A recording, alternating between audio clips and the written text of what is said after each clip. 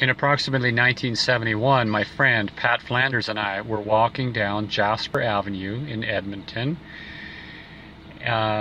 He was kind of a hippie. He grew his hair kind of long, and he wore like raggedy clothes. And people talk about definitions of thrifty versus cheap. Now, I think cheap is an insult, and it describes someone who has money but refuses to spend it on themselves or anyone else. And there's people who are thrifty who don't have much money, and they have to be very careful about what they spend their money on. I think Pat Flanders was in the latter group. So Pat and I were walking down Jasper Avenue, and I think it was about 99th Street. A big wide sidewalk, sunny day, and a guy pulls up his car on the curb, gets out of his car, and runs over to us.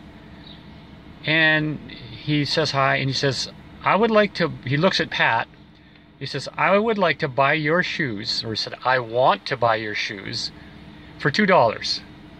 Now Pat, his clothes were all raggedy,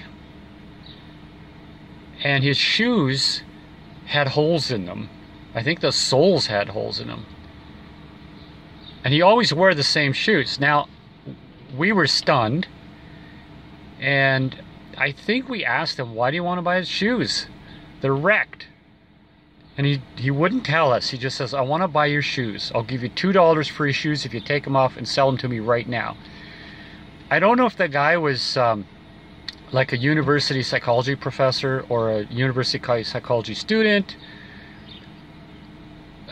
or maybe a person interested in art, an art student maybe. I don't know. He wasn't young enough to be a student. He was a little bit older than being a student.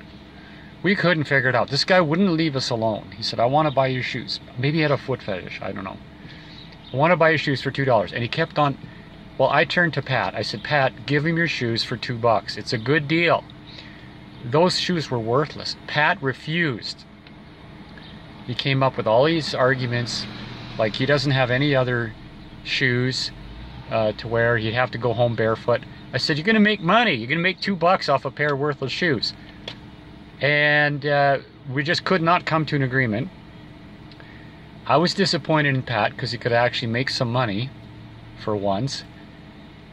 And we just kept walking. We were just flabbergasted, and we talked about it all the way home.